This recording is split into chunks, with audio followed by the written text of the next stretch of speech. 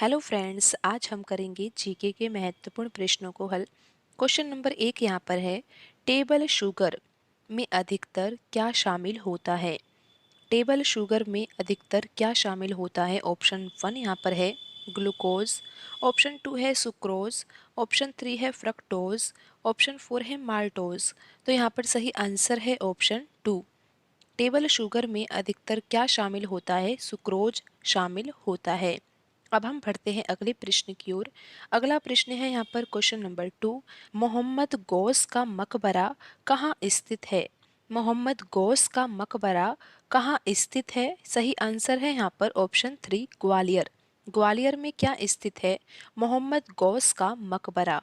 अब हम बढ़ते हैं अगले प्रश्न की ओर और अगला प्रश्न यहाँ पर है क्वेश्चन नंबर 3, भारतीय संविधान के अनुच्छेद 23 और 24 निम्नलिखित में से किस अधिकार से संबंधित है। आर्टिकल 23 और 24 किस अधिकार से संबंधित है, ऐसा प्रश्न में पूछा गया है। तो यहाँ पर सही आंसर है ऑप्शन 2, शोषण के विरुद्ध अधिकार। शोषण के विरुद्ध अधिकार का जो आर्टिकल है वो कौन कौन सा है, आर्टिकल 23 और आर्टिकल 24। अब हम बढ़ते हैं अगले प्रश्न की ओर और अगला प्रश्न है यहाँ पर क्वेश्चन नंबर 4, सन 1910 में भारत स्त्री महामंडल की स्थापना का श्रेय निम्नलिखित में से किस समाज सुधारक को दिया जाता है। 1910 में भारत स्त्री महामंडल की स्थापना का श्रेय निम्नलिखित में से किस समाज सुधारक को दिया जाता है। तो यहाँ पर ऑप्शन 1 है उषा मेहता, ऑप्शन 2 है सरोजिनी नायडू, ऑप्शन 3 है सावित्री बाई फुले, ऑप्शन 4 है सरला देवी चौधरानी। तो यहाँ पर सही आंसर होगा ऑप्शन 4, सरला देवी चौधरानी। 1910 में भारत स्त्री महामंडल की स्थापना का श्रेय सरला देवी चौधरानी समाज सुधारक को दिया जाता है। अब हम बढ़ते हैं अगले प्रश्न की ओर और अगला प्रश्न है यहाँ पर क्वेश्चन नंबर 5। प्रश्न में ऐसा पूछा गया है कि भारत में मौसमी बेरोजगारी मुख्यतः किस क्षेत्र से संबंधित है। भारत में मौसमी बेरोजगारी मुख्यतः किस क्षेत्र से संबंधित है। यहाँ पर सही आंसर होगा ऑप्शन 4, कृषि क्षेत्र। भारत में मौसमी बेरोजगारी कृषि क्षेत्र से संबंधित है। अब हम बढ़ते हैं अगले प्रश्न की ओर और अगला प्रश्न है यहाँ पर क्वेश्चन नंबर 6। प्रश्न में ऐसा पूछा गया है कि दिल्ली सल्तनत की पहली महिला सुल्तान, दिल्ली सल्तनत की पहली महिला सुल्तान रजिया सुल्तान निम्नलिखित में से किसकी पुत्री थी। दिल्ली सल्तनत की पहली महिला सुल्तान रजिया सुल्तान निम्नलिखित में से किसकी पुत्री थी। तो यहाँ पर सही आंसर है ऑप्शन 1, शमसुद्दीन इल्तुतमिश।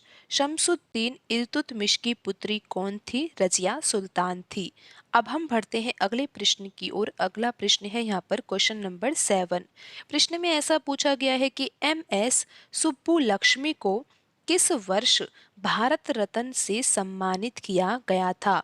MS सुब्बुलक्ष्मी को किस वर्ष भारत रत्न से सम्मानित किया गया था। सही आंसर होगा ऑप्शन 1, सन 1998। सन 1998 में MS सुब्बुलक्ष्मी को भारत रत्न से सम्मानित किया गया था। अब हम बढ़ते हैं अगले प्रश्न की ओर और अगला प्रश्न है यहाँ पर क्वेश्चन नंबर 8। प्रश्न में ऐसा पूछा गया है, ऐतिहासिक असमाई मंदिर अफगानिस्तान के कहाँ पर स्थित है।